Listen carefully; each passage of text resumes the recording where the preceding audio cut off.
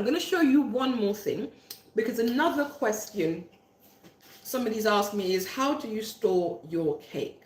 Because unless you're like me, where you're eating it for breakfast, or sometimes my kids will devour one, but oftentimes I'm making it to decorate, and I never bake and decorate on the same day because that's just a lot of stress. I tend to bake beforehand, and most pro bakers, like literally all pro bakers, they bake beforehand, maybe a day or two before, and then they decorate after that because it's easier. So you have to store your cake. Now, obviously, you're not going to leave your cake lying out in the kitchen counter. That's a little bit silly, because obviously that exposes it to the air, and also it will dry out. This is the thing about cakes.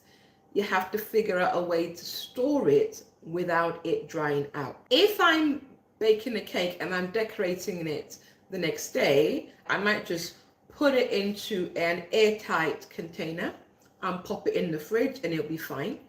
That works well. Or you can cover it, because the problem with the fridge is the fridge dries things out. It takes away all that moisture. If you don't prep and protect your cake and you store it in your fridge, when you take it out, your cake is going to be hard and dry.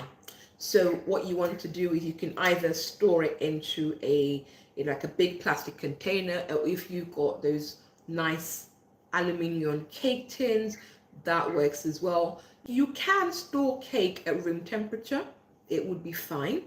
Maybe if you live in a very hot country, or if it's in the height of summer, then I probably wouldn't recommend that, but that would work quite well. You could just wrap it up in parchment paper so it doesn't dry out, and leave it for a day in your kitchen counter, or put it in a cake tin. Or what I like to do is I wrap mine in cling film, because that seals all the moisture in and it stops it from getting dry. And another thing that I do is I am a big fan of freezing my cakes. Yes. And believe me, it does not ruin the texture. Actually, I think it makes it taste even yummier. And this is something that pro bakers do: bake a cake and freeze it.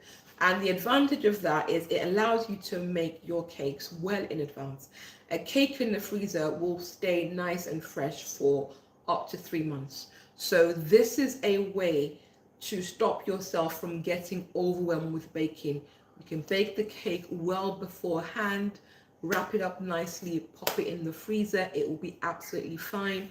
All you have to do is bring it out maybe the day before on the kitchen counter for it to thaw out, or let it thaw in your fridge, and I promise you the texture will be absolutely perfect. I actually think that the texture is better, and there has been science to prove it, but hey, anyway. So what I do is I just wrap it up in cling film, and when I'm wrapping it, making sure that all parts of the cake is covered.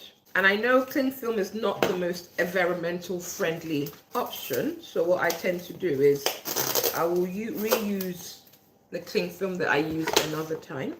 Let me just tilt that. So we're just wanting to be sealing it, and just gently pressing around so that all that air is out. Now, if I'm just storing it in the fridge, that works well. But if I'm storing it in the freezer, I add a layer of aluminium foil, because one, that prevents freezer burn. It also gives it an additional layer of protection. And most importantly, when you are defrosting your cake, you defrost it with its steel wrap, and all that moisture from the defrosting process has got to go somewhere. If you only stored it with the cling film, that moisture is going to sit on the cling film and into your cake, making it soggy. But if you've wrapped it with aluminium foil, all that moisture will collect on the aluminium foil and prevent your cake from getting soggy. Okay, I'm missing a small bit there. Let's just add some extra foil. Okay, and then I just pop that in the fridge, and that will be nice and good for up to 3 months. If I have lots of cakes, then I will put them into a Ziploc bag so it's all in one place, and then just place that to freeze on your cake. And yeah, that's that. Let's have a look. No, that's still got a while to go. So, anyway. Yeah, so thank you for joining this live bake along. It's been fun, and I'm so happy I've got to finally have a live with Laura Ellen. Thank you for joining. And like I said, hopefully at the weekend, beginning of the week, I will be doing another live where we'll be talking about cake tools and stuff. And if you've got any questions, anything, yeah, pop that in the comment section. Keep baking is an amazing hobby. You can bake. Don't let anyone tell you that you can't bake. You can't bake. Thank you, Lauren. Right, and till next time that I see you, keep baking. Happy baking, and thank you so much for joining my live. And if you haven't subscribed, don't forget to subscribe. Till I see you next time, happy baking.